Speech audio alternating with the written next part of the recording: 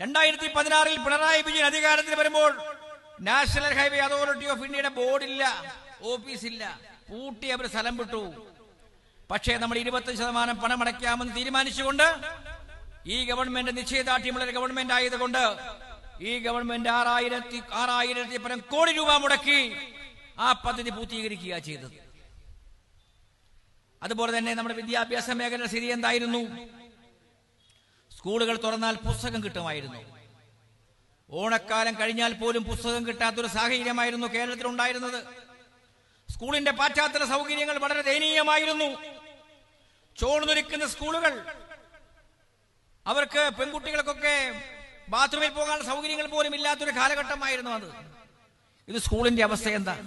Hi tech സ്കൂളുകളായി മാറിയിരിക്കുന്നു.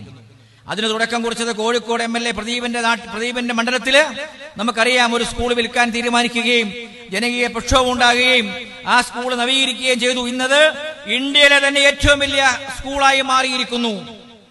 അവിടുത്തെ anniversary പരിപാടിക്ക് പങ്കെടുക്കാൻ വരുന്നത് ലോകം കണ്ട ഏറ്റവും വലിയ ഗായകൻ AR റഹ്മാനാണ്. ആ സ്കൂള് പോയ പോക്ക് കണ്ടോ?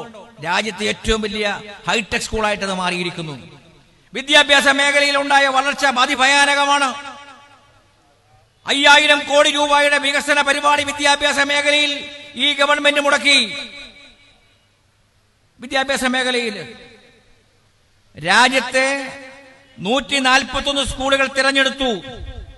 ആ തിരഞ്ഞെടുത്ത സ്കൂളുകൾക്ക് 5 കോടി രൂപ വെച്ച് അത് നവീകരിക്കാൻ ഉപകരിച്ചു.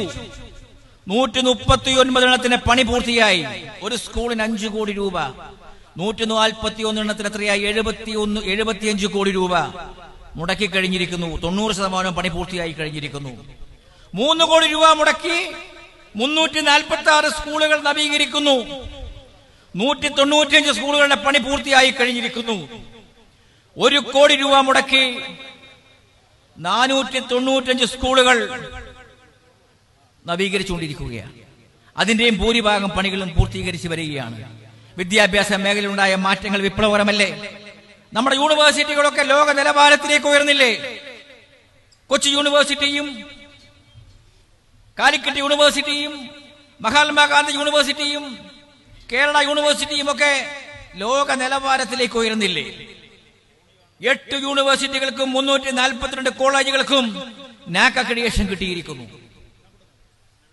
ലോക നിലവാരമുള്ള 100 സ്കൂളുകൾ ഇന്ത്യയിലെടുത്താൽ അതിൽ 16 എണ്ണവും ഈ കൊച്ചു കേരളത്തിലാണ്.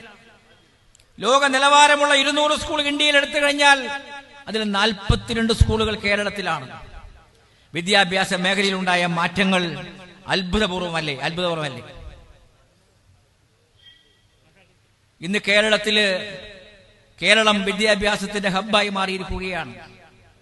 വിദേശ രാജ്യങ്ങളിൽ നിന്ന് പോലും വിദ്യാർത്ഥികൾ കേരളത്തിലേക്ക് ഒഴുകുന്ന ഒരു സാഹചര്യം കേരളത്തിലുണ്ടായിരിക്കുകയാണ്. അത്രമാത്രം അത്ഭുതപൂർവമായ മാറ്റങ്ങളാണ് ഈ കേരളത്തിൽ ഉണ്ടായിക്കൊണ്ടിരിക്കുന്നത്. ആരോഗ്യരംഗത്തിന്റെ കാര്യം എനിക്ക് മുന്നേ സംസാരിച്ച MLA പറഞ്ഞു. കഴിഞ്ഞ കാലഘട്ടത്തിൽ ആരോഗ്യ മേഖലയുടെ സ്ഥിതി എന്തായിരുന്നു? ഇപ്പോഴെന്തായിരുന്നു സ്ഥിതി? ഇന്ത്യ ഗവൺമെന്റ് പ്രഖ്യാപിച്ച ഏറ്റവും നല്ല മികച്ച ആരോഗ്യ സംരക്ഷണത്തിനുള്ള അവാർഡ് ഈ കൊച്ചു കേരളം കൈയടക്കിയില്ലേ? 25,782 പേർക്ക് 7,760 കോടി രൂപ സൗജന്യ ചികിത്സ നൽകി.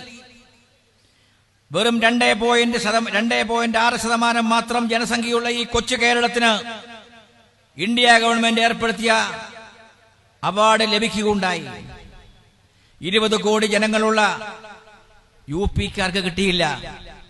10 കോടി ജനങ്ങളുള്ള മഹാരാഷ്ട്രയ്ക്ക് കിട്ടിയില്ല. 10 കോടി ജനങ്ങളുള്ള ബീഹാറിന് കിട്ടിയില്ല. 6 കോടി ജനങ്ങളുള്ള കർണാടകയ്ക്ക് കിട്ടിയില്ല. 3.5 കോടി ജനങ്ങളുള്ള തെലങ്കാനയ്ക്ക് കിട്ടിയില്ല. പക്ഷേ ഈ കൊച്ചു കേരളം 25 ലക്ഷം പേരെ ചേർത്ത് പിടിച്ചില്ലേ? 7,72,000 രൂപ മുടക്കി അവർക്ക് സൗജന്യ ചികിത്സ നൽകിയില്ലേ? ഇന്ന് ആശുപത്രിയിൽ പോയാൽ സ്ഥിതി എന്താ? ഒരു 2:30-3 മണിയാകുമ്പോൾ രാജ്യത്തെ പൗരപ്രമുഖര് ബെൻസ് കാറിലും ഓഡി കാറിലും ഫോർച്യൂണറിലും ഒക്കെ ഗവൺമെന്റ് ആശുപത്രിയിൽ വന്ന് ചികിത്സ നേടുന്ന കാഴ്ചയല്ലേ നമ്മൾ കാണുന്നത്? അവിടുത്തെ ഹോസ്പിറ്റലിന്റെ അവസ്ഥ എന്താണ്? ഹൈടെക് ഹോസ്പിറ്റലായില്ലേ? എല്ലായിടത്തും താലൂക്ക് ആശുപത്രികള്, ജില്ലാ ആശുപത്രിയിൽ അതിഗംഭീരമായ സൗകര്യങ്ങള്. പണ്ടെങ്ങനെയാ സ്ഥിതി? സ്വകാര്യ മുതലാളിമാർ, ആശുപത്രി മുതലാളിമാർ ഈ രാജ്യത്തെ സാധാരണക്കാരടക്കം അഭയം തേടേണ്ടത് സ്വകാര്യ ആശുപത്രിയിലായിരുന്നു. അവിടെ പണം കൊടുത്ത് ചികിത്സിക്കാൻ ഈ സാധാരണക്കാർക്ക് കഴിയാത്ത അവസ്ഥയായിരുന്നു. ഇന്ന് പോസ്റ്റ് ഗ്രാജുവേഷൻ കഴിഞ്ഞ അതിമിടുക്കരായ ഡോക്ടർമാരാണ് സ്വകാര്യ ആശുപത്രിയിൽ ഇരിക്കുന്നത്. അവിടെ മരുന്നുകൾ ലഭിക്കുന്നു, ഓപ്പറേഷനുകൾ നടക്കുന്നു, ചികിത്സകൾ ലഭിക്കുന്നു, എല്ലാം ലഭിക്കുന്നു. കേരളത്തിലെ 12 ജില്ലാ ആശുപത്രിയിൽ കാർഡിയോളജിസ്റ്റിന്റെ സേവനം ലഭ്യമാണ്, കാത്ത് ലാബിന്റെ സേവനം ലഭ്യമാണ്, ഹൃദയ ശസ്ത്രക്രിയയുടെ സൗകര്യങ്ങൾ ലഭ്യമാണ്. 12 ജില്ലാ ആശുപത്രികളിൽ 55,000 ഡയാലിസിസ് ഒരു മാസം ഈ കേരളത്തിൽ നടക്കുന്നു. താലൂക്ക് ആശുപത്രികളിൽ ആലോചിച്ച് നോക്കണം ഈ രാജ്യത്തെ കിഡ്നി രോഗികളുടെ അവസ്ഥ എന്തായിരുന്നു. ജില്ലാ ആശുപത്രിയിലെ നെഫ്രോളജിസ്റ്റ് ആയാലും കാർഡിയോളജിസ്റ്റ് ആയാലും ന്യൂറോളജിസ്റ്റ് ആയാലും ഗാസ്ട്രോ എൻട്രോളജിസ്റ്റ് ആയാലും അങ്ങനെ സൂപ്പർ സ്പെഷ്യാലിറ്റി സൗകര്യങ്ങളൊക്കെ ജില്ലാ ആശുപത്രിയിൽ നമുക്ക് ലഭ്യമായിരിക്കുകയാണ്. ആരോഗ്യരംഗം അത്രമാത്രം കേരളത്തിൽ നന്നായിരിക്കുന്നു.